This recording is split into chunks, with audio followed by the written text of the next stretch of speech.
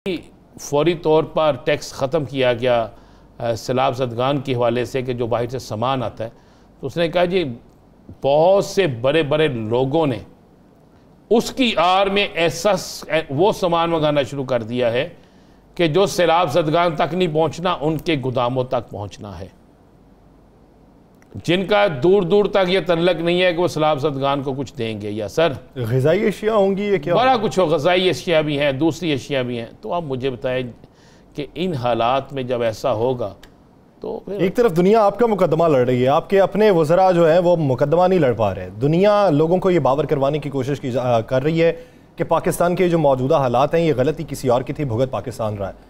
तो सवाल ये पैदा होता है कि कैनेडियन हुकूमत ने $3 लाख जो हैं वो पाकिस्तान को देने थे सैलाब मुतासरीन के लिए, तो उन्होंने अपने एलामी में बाकायदा तौर पर अपने अवाम के लिए लिखा कि ये गवर्नमेंट ऑफ पाकिस्तान को नहीं दिए जा रहे, बल्कि ये रेड क्रॉस के जरिए पाकिस्तान में। मैं वही कहने लगा, अब रेड क्रॉस यहाँ पे आके करेगा सारा कुछ। क्या ये पाकिस्तान की तौहीन नहीं है? पाकिस्तानी हुक्मरानों की तौहीन नहीं है? क्या ये हम पर अदम एतमाद नहीं है? क्या ये हमारी करप्शन की वजह से नहीं है? तो या सर यार ये तो सारा कुछ है। तो इन हालात में ख़ान कोशिश कर रहा है कि मैं ऐसा ना करूं, लेकिन ज़्यादा इंतज़ार नहीं होगा। बहुत सी यकीन दहानियाँ हो चुकी हैं कि जनाब अबूरी सेटअप हम ला रहे हैं और इसलिए आप डेट अनाउंस ना करें। ये जो डेट अनाउंस नहीं हो रही ना, ये इसलिए डेट अनाउंस नहीं हो रही कि अबूरी सेटअप की यकीन दहानियाँ करा दी गई हैं। जो नाम मैंने कल लिया था वही नाम है, वो इसमें किरदार अदा कर रहे हैं और अबूरी सेटअप की तैयारियां हो रही हैं। अब अगर अबूरी सेटअप के रास्ते में किसी ने रुकावट डाली तो हमारे मोतबर अदारे साइड पे हो जाएंगे और उसके बाद इमरान खान जो है वो फिर मार्च करेगा। फिर उस मार्च को अगर कोई समझता है कि बज़ोर ताकत रोकना है तो वो बज़ोर ताकत रोक के देख ले। अगर वो बज़ोर ताकत ना उसे रोक सके और फिर इस्लामाबाद के अंदर लोग दाखिल हो गए तो फिर बहुत से लोगों के पास बारगेनिंग जो है ना, ये PDM के लोग हैं, इनके पास बारगेनिंग जो है ना उसका रास्ता बंद हो जाएगा। आप क्या समझते हैं आम इंतखाबात में PDM में से कौन सी जमातें होंगी जो PTI के खिलाफ इत्तेहाद करेंगी?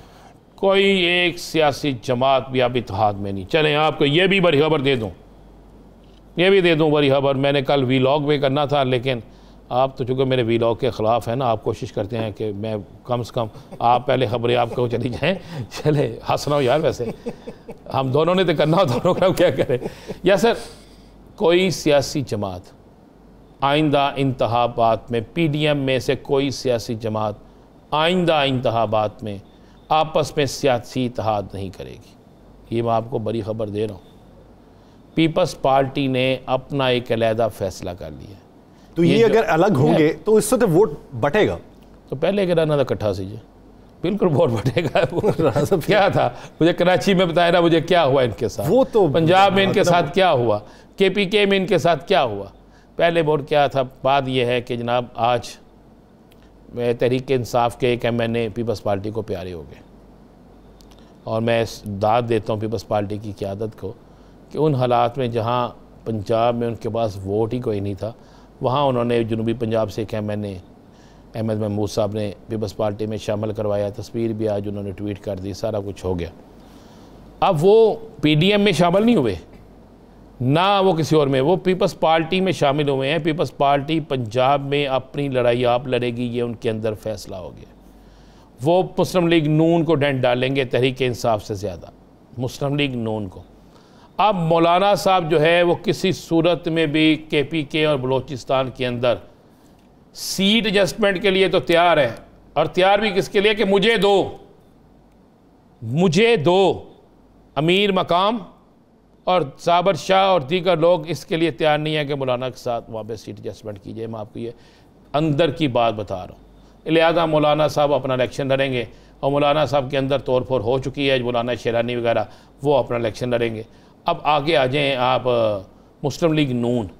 मुस्लिम लीग नून ने और पीपल्स पार्टी के दरमियान कुछ चल रहा था और उस पर नून लीग के लोगों ने बड़ी कमाल की गेम खेली।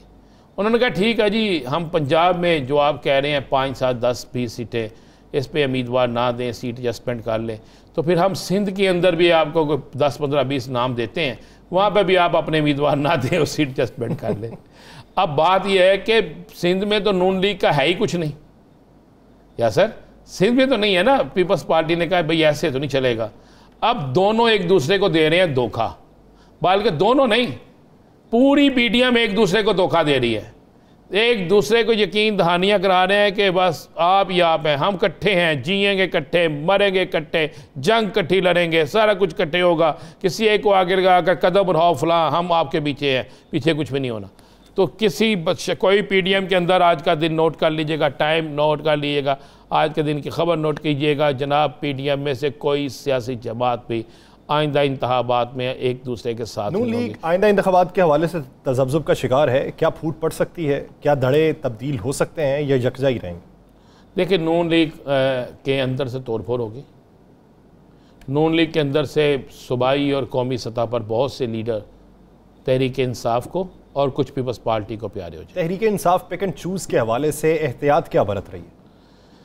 देखें, एहतियात उन लोटों को तो वापस नहीं लिया जा रहा जो अब भी तरले मिनते और सिफारिशें डलवा रहे हैं कि हमें वापस लिया जाए। लेकिन उन्होंने तो एक बात कह दी थी कि नए लोग लेके आएंगे, नए चेहरे। मैं वो यार ठीक है, दूसरे नए लोग वो लाएंगे जिनके मतलब पता है कि ये कम से कम जीतने की पोजीशन में होंगे और पार्टी के साथ खड़े रहेंगे। चाहे वो देखें, ये नहीं हो सकता कि एक फ़लाँ पार्टी से टूट के आए तो आप ये कहें कि मैंने इसे लेना ही नहीं, ऐसा मुमकिन नहीं है। सियासत में ये सारा कुछ चलता है।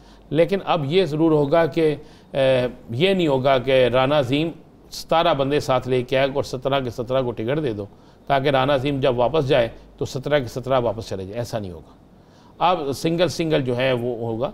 मैं मिसाल के तौर पे मैं आपको बड़ा क्लियर यानी धड़ेबंदी पे मैं बताऊँ, जिस तरह बुरे वाला से शाह साहब जो हैं वो 2 दिन पहले शामिल हुए पीटीआई में और कुछ लोग शामिल हुए, लेकिन वहाँ पर टिकट जो है, मैं आपको ये बता रहा हूँ मुसद का इतला, वहाँ पर टिकट जो है वो नज़ीर जट और उसकी बेटी आयशा नज़ीर जट और उन लोगों को ही मिलेगी, क्योंकि वो खान साहब की एक क्वालिटी बड़ी है, वो अपने पुराने साथियों को भूलते नहीं हैं।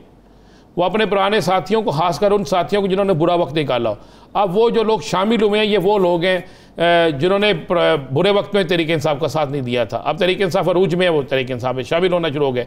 नज़ीर जट जो है, आयशा नज़ीर जट जो है, वो बड़े पुराने लोग हैं। उन्होंने जहांगीर तरीन के ख़िलाफ़ भी खड़े होके, इसहाक हाकवानी के ख़िलाफ़ भी खड़े होकर इमरान खान का साथ दिया, आज के दिन तक साथ दे रहे हैं और भरपूर उनकी वहाँ पर ज़ाती इससे बड़ा वोट बैंक है, तो वो सीट लेंगे। यानी अगर कोई कहे कि आज शामिल होने के बाद मुझे नशिस्त मिल जाएगी, तो ऐसा नहीं होगा। खान साहब ने अब बहुत कुछ सीख भी लिया है, बहुत कुछ देख भी लिया है और बहुत कुछ बर्दाश्त भी कर लिया। उम्मीदवारों के हवाले से नाम शॉर्टलिस्ट होना शुरू हो चुके? बिल्कुल, शॉर्टलिस्ट नाम होना शुरू हो गए हैं।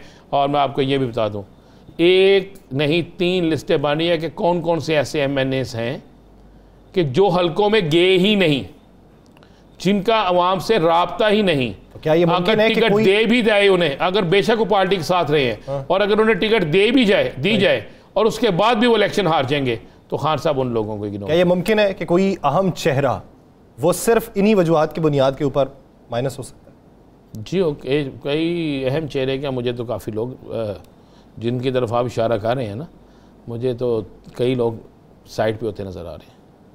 यानी अब की बार हिकमत अमली तकरीबन चेंज है और उसका असर जो है वो आपका इंतखाबात के नताइज पे पड़ेगा। अब वोट मिलना है इमरान खान के नाम से। अब सारा कुछ जो होगा वो होगा कि खान का वोट है, अब वोट है तहरीक इंसाफ का। और अब आप अगर कोई शख्स ये कहे कि मैं इस पूरे एजिटेशन में, मसलन ये जितनी एजिटेशन चली है, जितने ये हालात हुए हैं, इसमें तो नज़र आ गया ना यासर कौन कहाँ खड़ा था, किसने पुलिस को गिरफ्तारी के लिए अपने घर बुलाया था, किसने एहतजाज वाले दिन गायब हो गया था। इमरान खान, मैं आपको एक बड़ी मज़े वाली बातों में वो रिपोर्ट पा रहा था, इमरान खान साहब ने ड्यूटी लगाई कि लाहौर था ना सबसे अहम, कि लाहौर से निकलना और फला लीडर ने शादरे पहुँचना। सुने मज़े वाली बात, शादरा पहुँचना और शादरा को क्लियर कराएंगे तो आगे जाएंगे ना। अब जब शादरा पहुँचने की बारी आई तो 5, 6, 7, 10 बड़े लीडर जो थे ना, बड़े लीडर, मैं नाम नहीं लेना चाहता, जानते सब नाम जानते हैं, उनमें से कोई ना पहुंचा। लेकिन अभी भी तो वो पार्टी में फाल किरदार अदा कर रहे हैं। मैं कह रहा वो नहीं पहुंचे। और एक वो यासर गिलानी जो है वो वहां पहुंचा, वो लड़ता रहा, बल्कि हमाद अजहर को भी उन्होंने ही वहीं से निकाला। पहला कंटेनर भी उसी ने हटाया, फिर उसके बाद मेयर वाजिद अजीम भी वहां पहुंच गए, उन्होंने भी वहाँ पूरी लड़ाई लड़ी। ये लोग, ये खान साहब ने उन सारी चीज़ों की बुनियाद पर ये फैसले करने हैं। मैं आपको क्लियर और साफ बता दूँ, ये फिर उसके बाद ये जो हल्का अब्दुल अलीम खान साहब वाली नशिस्त थी, ये गरी शो वाली, जिसमें सरदार याद सादक भी था, ख्वाजा साद रफ़ीक साहब भी थे, बहुत सारी मुस्लिम लीग यूनिवर्सिटी में लगी थी ना, उस सीट को कहते थे हार नहीं सकते।